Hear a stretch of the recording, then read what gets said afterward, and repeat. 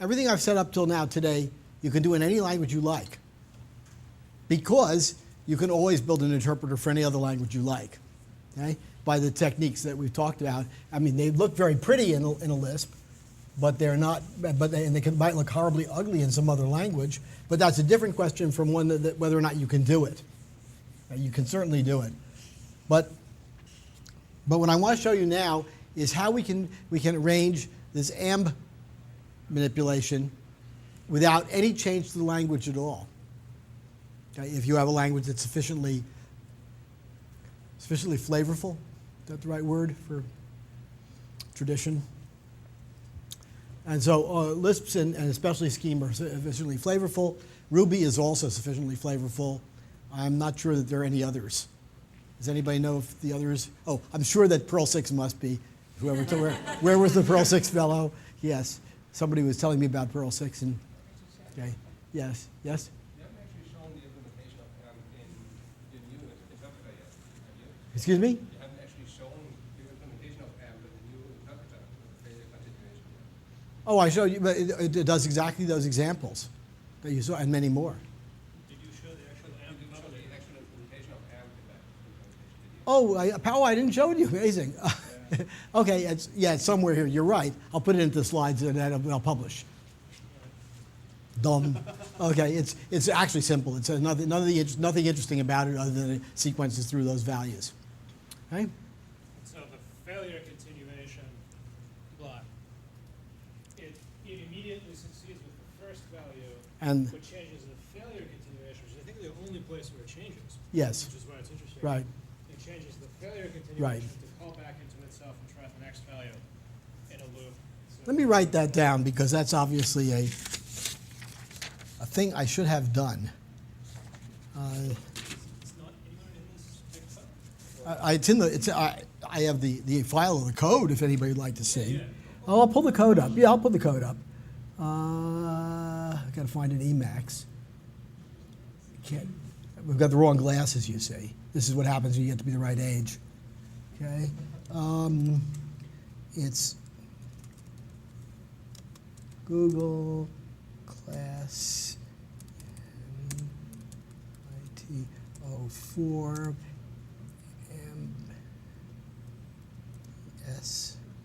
AMP scheme. No, that's the slides. Okay, so it's not there. I know where it is. It's in Metacirc. Why don't I take it right out of the class, the usual class? Symbolic, Spring, 08, Lex, L20, is it? No, it's Conspire, so it must be L19.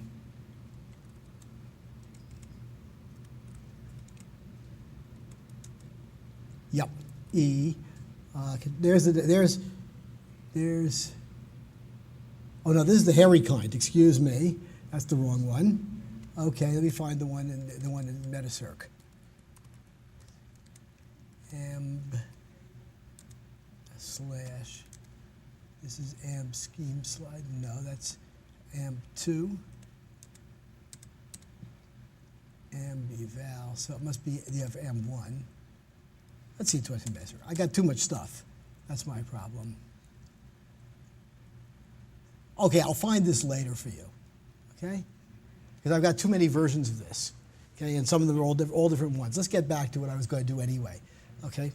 Because what you want, but that's an important thing to remember. It should be to fix that in the slide. Okay?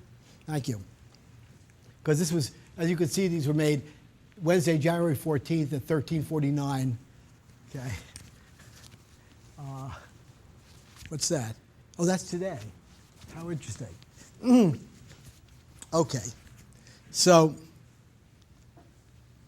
yes, right now I'm going to do something that's specific to Scheme. And one thing is that there's some magic called macros in Lisps, and they're always different for every different version. And the people who worry about whether or not the stuff is hygienic, as they call it, worry about things like that. And so this is a trivial thing that transforms the expression x, y, z into this transforms into am list of some lambda expressions, lambda no argument x, lambda no argument y, lambda no argument z. And the purpose of this is to make this into something which doesn't evaluate its arguments until I need it.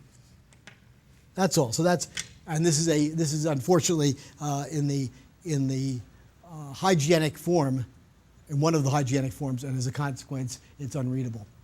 Right? So don't worry about that. Hygienic meaning that there is no possible way that there could be a symbol conflict introduced by a macro. People are nervous about that. I probably should have, okay? But this was what happened yesterday.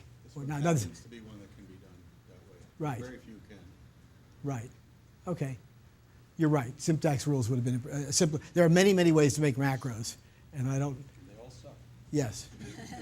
Yeah, I don't much like macros. Okay. But however, here's the real story. Okay.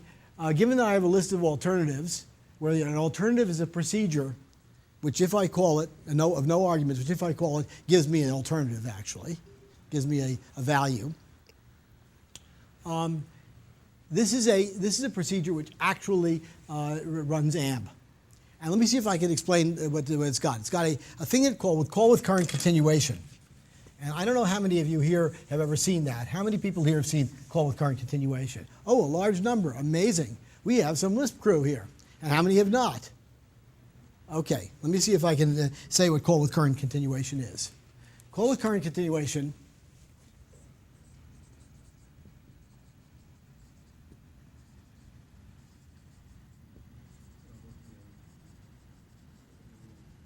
also known as call CC, okay, sometimes written that way, is a procedure available in schemes which calls its argument,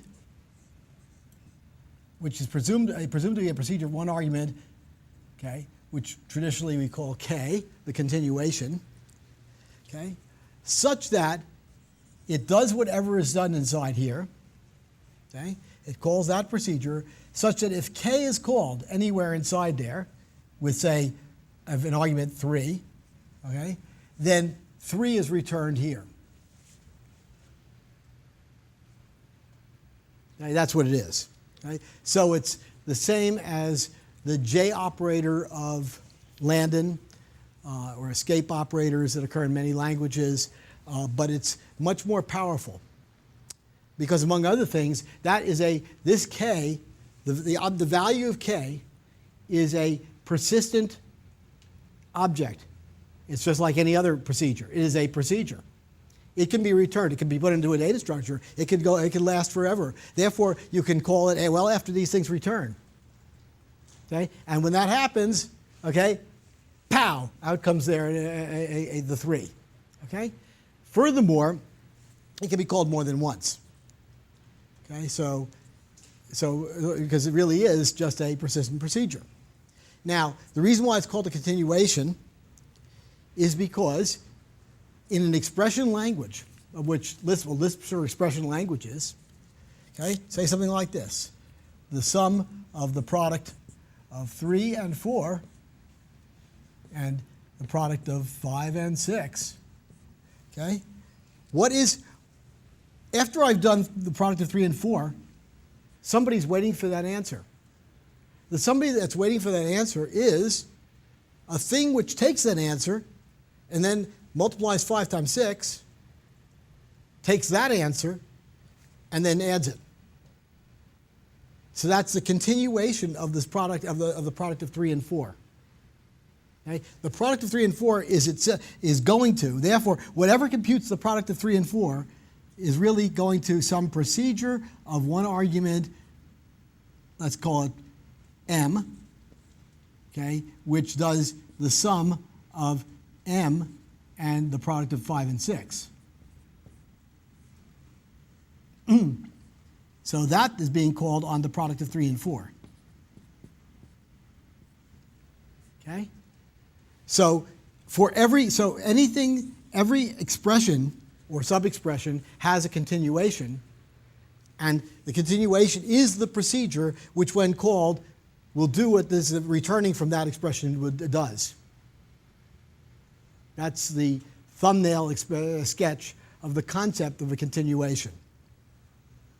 Now, when we talk about things like success and failure continuations, as you saw before, those were explicit continuations that I was writing in. Whereas this one is called the underlying continuation of the expression. Okay, the one that's built into the expression structure of the language. And the purpose of the call with current continuation operator is a way of extracting yourself from the expression structure. It's one of the places where you get the power to transcend the fact that there are expressions. And I think very few languages have explicit underlying continuations. I certainly know that it exists in Ruby, and it exists in Scheme. Do you know any others? Well, Icon, I don't know Icon. it's a language that supports backtracking of the type. Okay, fine. Yes. The paper that I wrote last year shows I added to other languages like Java. Oh, you can? Yes. Wow, that must have been a stretch. Yeah, it is. Okay. Ooh, I don't even want to look at that. That's scary. Okay. So we have a Java wizard. Okay. Wow. Okay. So call with current. So what's happening here is that because of the fact that the AMB expression, like AMB of 1, 2, must be able to return with the 1, but it also must be able to return with the 2, and it may have to return with the 2 after it's returned with the 1. Right? In other words, if I'm going to add this to say a 3, okay, I want to get an answer out of this which is either a 4 or a 5, and I don't know which. So that means that if it chose to return a 1, then I'm going to get 4, but somewhere along the line I might not like that result that I'm slowly building up. And that means I have to make this AMB return again with the 2 to recompute everything that happened afterwards. The continuation of the AMB has to be available. All right? So the way this works is that I get the continuation of the AMB, which is what's happening here. Its name is K. I don't know why K is continuation. And what we're going to do is we're going to make a schedule of things to search. Okay? So what's going to happen here is that for each of the alternatives, okay, I'm going to have sitting around a procedure of no arguments in some schedule, which will call K with that alternative. Okay? I don't particularly want to run any of them yet. I just want to make a schedule. There's some sort of global data structure, which is a schedule, and on that schedule is going to be a set of special procedures that will call K with the alternative within continuations, a technical matter which is only there to make things work a little bit more efficiently. Okay? Don't want to discuss that. So this is the same thing as calling K on the alternative. And then what this does is it's going to yield the process. It's going to say anybody do what they want. There's some scheduler around here, which is going to be dealing with the schedule of alternatives. And what you see here is yield is going. There's an object called the search schedule, which is both a stack and a queue. That is, I can put things on the front or the back, or take things off the front or the back. There's a name for that. Is that it's a deck? I'm not sure I'm using all the properties of a deck. I'm only putting things on the back, but I'm never taking things off the back. Okay, so that's why it's called search, stack, and queue. right? And if that turns out to be empty, then I've got it. I can't do anything. I just go to the top level. Otherwise, I'm going to execute the first thing on the search schedule. So pop the first search schedule, takes the first thing off and makes the search schedule one smaller. And that's a procedure of no arguments, which will be applied by that extra set of parentheses. Okay? Every parenthesis in a Lisp language matters. It means something. There are no meaningless parentheses. So that's how that works. Now, the search schedule is pretty simple. It has, oh, I see the same thing. I said, why did that happen twice? Interesting. Okay. Now, you were asking about alternative search strategies. Well, indeed, you can. We could have a depth-first schedule, and we can have a breadth-first schedule. For those of you who haven't played with these things, if you have some tree, and maybe I should pop up the picture because there's a good picture of this that I wanted to use. Where is it? I see.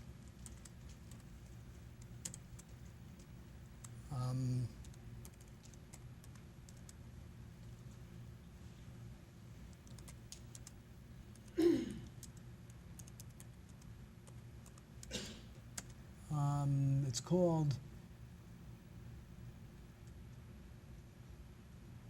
where is it? Stack, no, not deterministic. Why can I never figure out what I've got?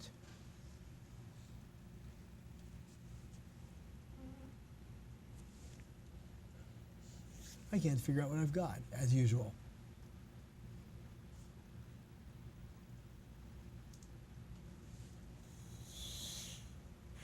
I thought I had a fig file. Oh well, maybe I don't. No, I don't. What was it? Oh well, I'm not going to, I will ignore that, what I was just saying. Okay, I will draw it then. Okay. Oh, I know where that is. That's for tomorrow. Ah, yes. Okay, for tomorrow. So I have some code for that, but I'm not going to worry about that. Okay. So I will draw my tree. So let's consider this. Supposing I want to search this tree for something, okay, and I'm starting up here. If I have a depth-first strategy, it means I go like here and then down this way and then like this. This is the sequence of visitations of various things. And if I have a breadth-first thing,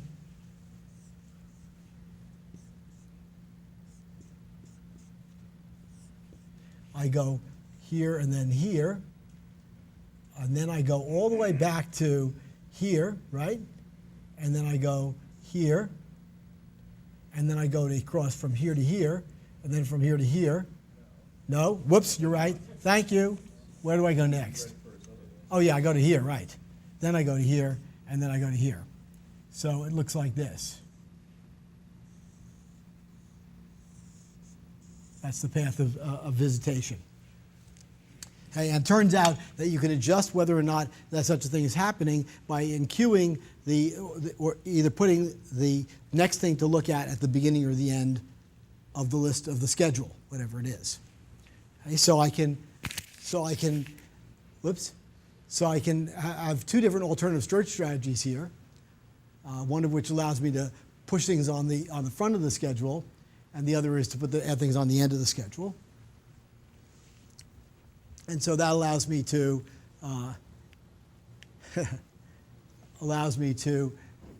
have strategy wrappers which allow me to say a particular search will happen either in depth first or breadth first. Okay? And these, of course, can be nested in the appropriate way, and that's why there is this complicated mess here, which is very scheme dependent. Okay? This is not stuff you would see in other languages, and indeed there is also another continuation business here. which I forgot why when I wrote this a while ago. You're setting the top level to be Yes. the exit from. Yes, search. right. I'm making the top level be the exit from the current search. Exactly. So that, in fact, the current search could run out, but it will not, that doesn't terminate all the searches.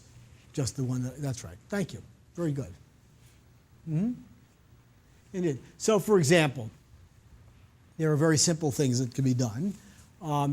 Here's PP is pretty print, for those of you who don't know that sort of thing. That means just kind of print. Okay? And this is a simple procedure which I'm going to use to test some of the backtracking. And with depth first schedule, let's say I'm going to get something that looks like count down all the first choices. That the first choice varies very slowly because I'm dealing with the tree in this order. Okay? And the second choice is happening more quickly, and the third choice is happening most quickly. It's varying as fast as possible. Okay?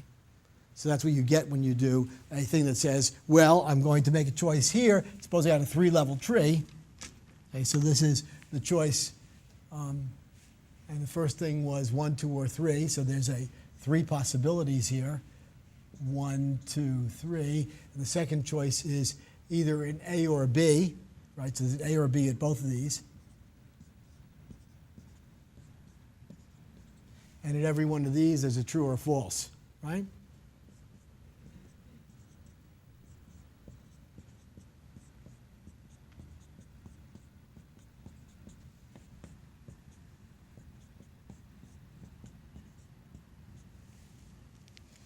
Okay, so that's what you're seeing here. However, with breadth first schedule, I get a different behavior, as you could see. Okay, because I'm walking this tree in a different order. Okay. And so now, going back to see the Pythagorean triples thing, of course, well, the same thing does work now in raw scheme with a few simple procedures added, not an embedded interpreter. Right? And I said you could do this you could easily do this in Ruby. Right? However, this might be a little harder because this is what happens if I'm not specifying the top end of the search.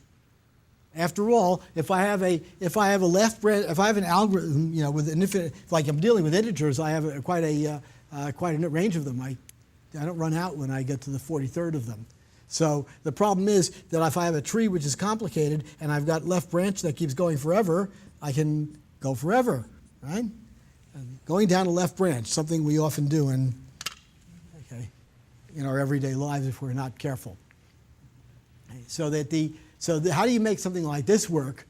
Well, this can be done in breadth first, you see. It can't be done in depth first, in which case, with breadth first schedule, of course, I eventually have to stop the machine because it doesn't run out of things to do.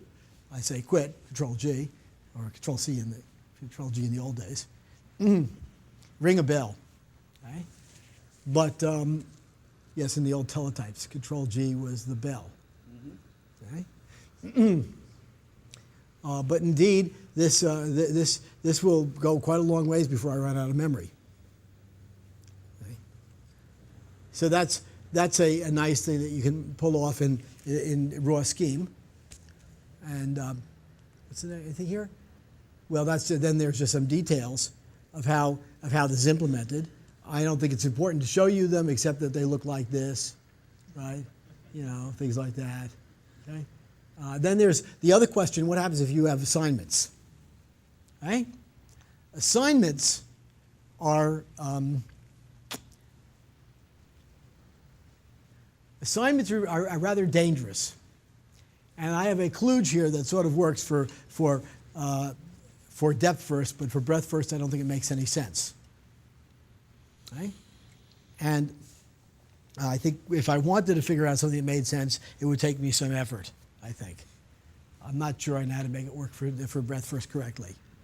But in any case, what this is, an assignment, remember, may cause something to be, if I backtrack to an assignment, I have to undo the assignment. That's fine. Or not.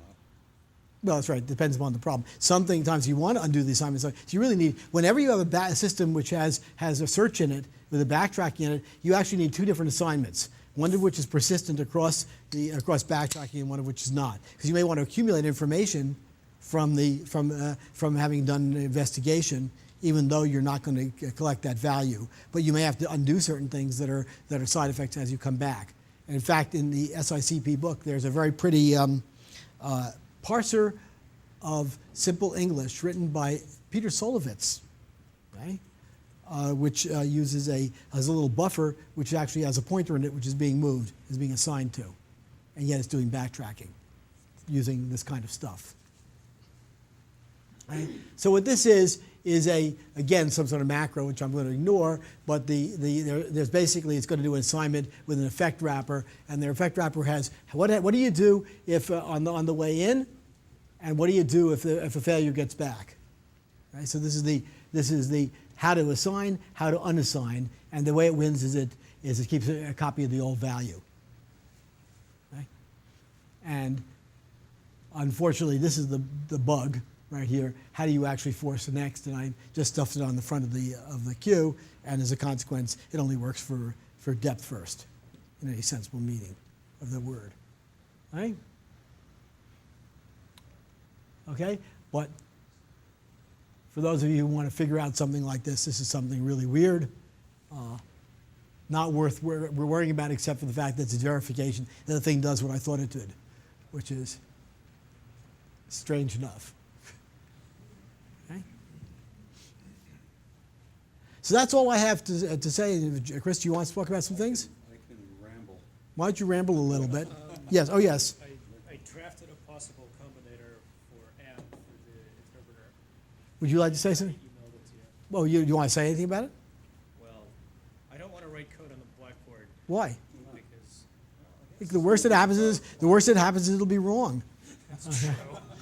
Okay. It's a lot easier in I Emacs. guarantee you, if I start talking, it will be wrong. Okay. 'Cause I know Yes. it's wrong. This, by the way, is Alexei Radul, a young wizard. Needs to be mic'd. Oh, yes. Give him your mic address. Here it is. Yes. You need to be mic'd. Stick it on your. You stick that there. Stick the other thing anywhere you want, like in your pocket. Okay. Yeah. Does that work? Yep. I suppose I'm mostly writing anyway, and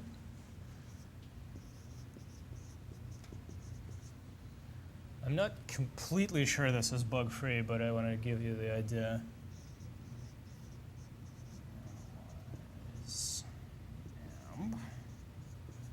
So this is back to the analyzing interpreter with with succeed and fail continuations, and this is the actual AMP combinator, or a possible AMP combinator.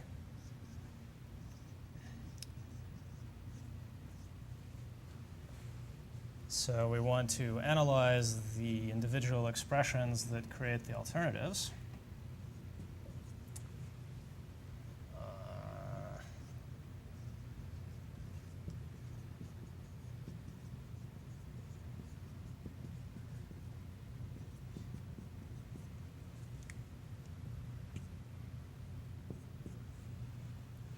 And then the AMP combinator takes succeed and fail from the outside, because there may be other AMPs around that might succeed or fail. And it starts trying the alternatives.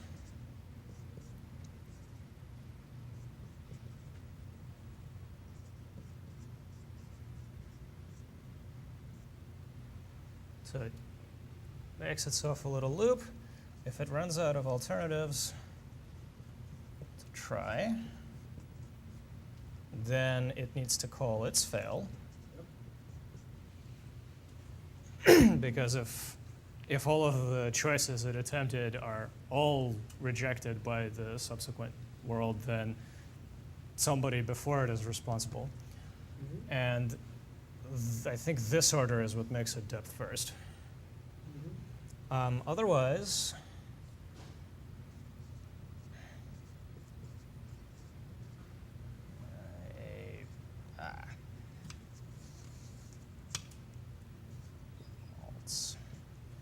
otherwise, the first alternative is one of these combinators that Analyze has produced for us.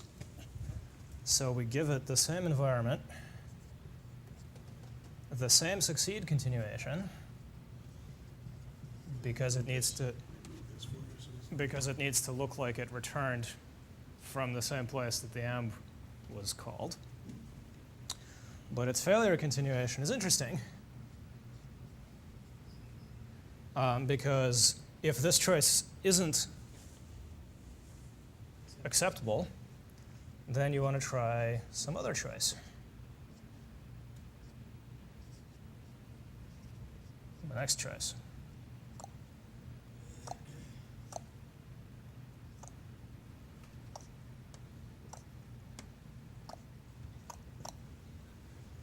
In fact, the same I think- as an alternative is a matcher. I actually think that's wrong, I'm not sure. It may be wrong. I think that the succeed has to take it, you have to call succeed with No, the. that's not calling succeed.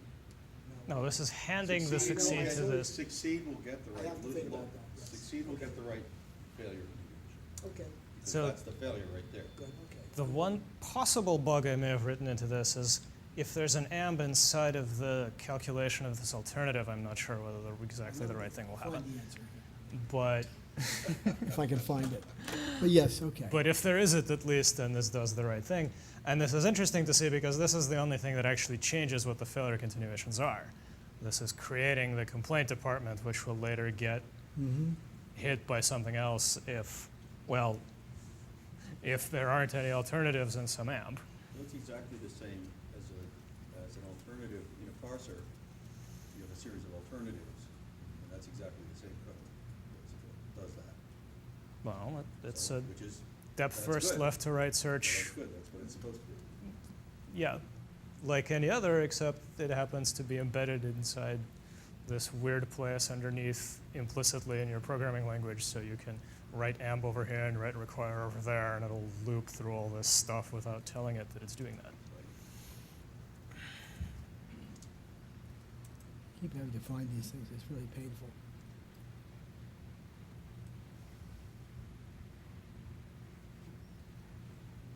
It's so very painful to find these things.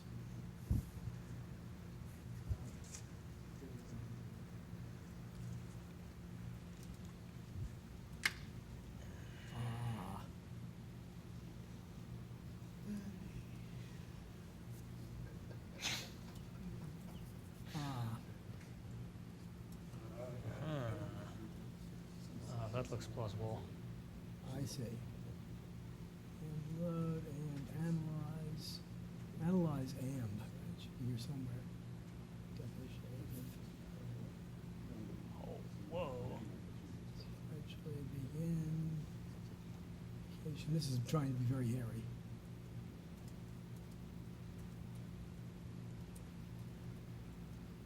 Where is it?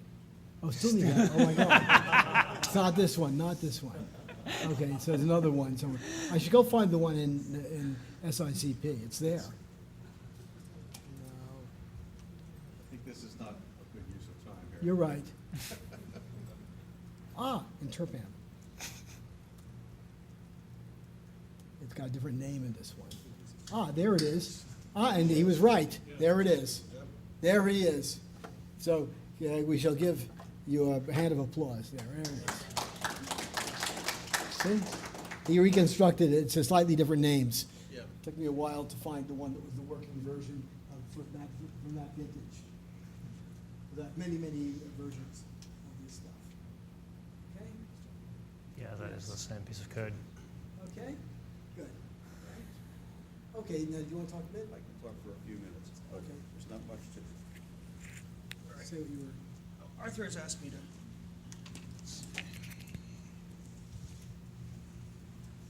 take it either way? Yes, please.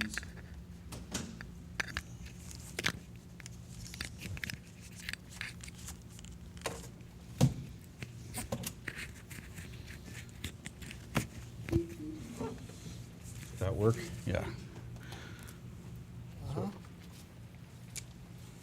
Arthur has set up a nice mailing list for anyone here at Google. Is it Symbolic? Seminar? Seminars? Seminars? Seminar? Google. It's a Google group. Anybody wants to talk about this sort of thing, or put in their comments about things we're screwing up on, or that we're reinventing the wheel or whatever. Maybe mail the code at the end. We can use that to announce things like where we end up putting stuff when we finally figure that out and so forth. Okay. All right, this is going to be fairly random because I have code that doesn't work. But it's almost there. Almost. 90% complete. It's 90% complete, and the other 10% maybe can't be done. But let's see. Who knows? First slide. So what can I tell you? All right. Okay, so last night I set out to do something pretty ambitious that I wasn't even sure I could pull off, which is to take something sort of like this. So the code that I'm showing you here is a kind of a standard-ish combinator-based pattern matcher, okay, with three operations, three combinations, I should say, which are sequential parsing, alternative parsing, and repeat parsing, the clean star, okay? And you can only see part of them here. So here's the sequential one. I'll show you the other ones in a second. The very top here is the primitives, the primitive pattern matchers. Okay, and there's sort of an abstract kind of input data, and there's kind of an abstract kind of stream of results. Okay, and what else can I say about this? There's nothing particularly special going on here, except that if you'll notice in, let's say, here, okay, this first thing here that looks sort of like an if is actually not an if. It's a macro that does something special if you give it a literal or an expression instead of some real data. Okay, and so this is the injection point where you can inject symbolic data into this thing to get code coming out. Okay, now, oops, not good. Okay, so we have some primitives that will do some simple things here. Now, this stuff is pretty easy for me to read, but I guess I should probably explain that because there's some not terribly obvious things going on here. Okay, so the first thing here, this thing called parser : parse1, is the sort of the basic primitive for taking one thing out of the input stream and doing something with it to get some kind of results, and then putting those results into the output. Okay? And it basically is pushing this succeed-failure model down into even the primitives for manipulating the input structures. Okay? So the very first thing it does is it calls this guy called next datum. And that basically it takes three arguments. It takes the input data, it takes a succeed continuation, and takes a fail continuation. Okay, a win-lose. If it wins, it pulls the data apart to the first thing in the stream and the rest of the stream and calls the winner. Then the winner does something. And otherwise it calls the loser with no arguments. Okay? The winner then does the same sort of thing. It calls some arbitrary procedure that you're handed in to make a particular parser.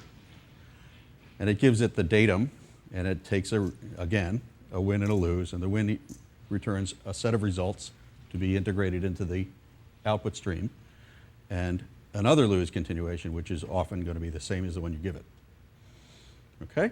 And it ends up calling either the real win here with some results and the rest of the data, or it calls lose and does nothing in particular. Okay? And keep if and ignore if are basically just things that allow you to pull one thing off, test them to see if they match some predicate that you have, and either keep them in the output or throw them away and have a null output, but still succeed. Okay? Simple enough, hopefully. Null and lose are really trivial ones that just either win or lose with. And then sequence starts to sequence. This is sequence 2, which does a standard sort of combinator style of sequential parsing. Okay? It matches the first thing with P1. It gets the results from P1. It then calls P2 and gets the results from that one, and then it joins them and calls and then wins. Fairly straightforward, I think. And notice what, so far I haven't actually done anything that involved any sort of code generation, which is kind of cool. And then to get arbitrary numbers of sequences, you can use a reduction operator on that. And the same thing goes for alt. Again, you either try P1 down here, and if that fails, you try P2, and if that fails, you've lost. Okay? And again, you can use a reduction operator to get that to work too. Straightforward, I hope. I'm not going to show you the clean star. I'll let you glance at it briefly. It is disgusting. I have not yet figured out how to make this work, and it is buggy.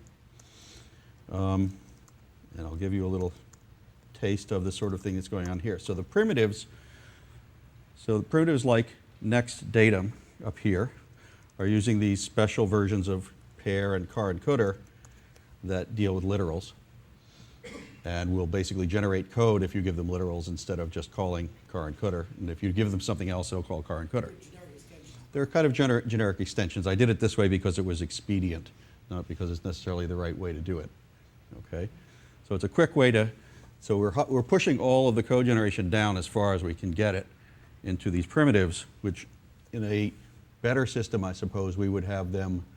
They would just be generic and built in, right? But that has consequences of various kinds that I didn't want to deal with right now. Okay, and we have the same sort of thing going on for the result generation.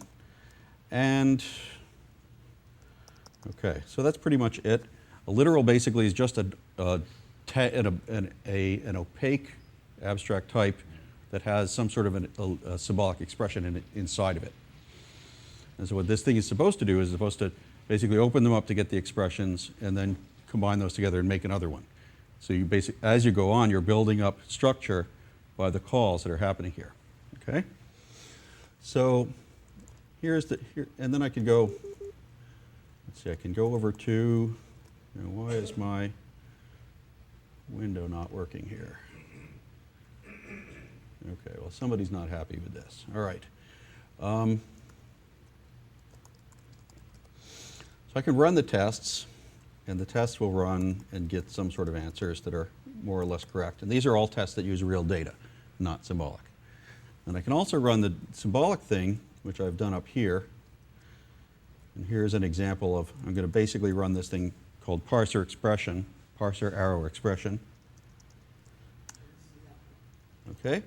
And this guy here basically does the injection for us. Okay?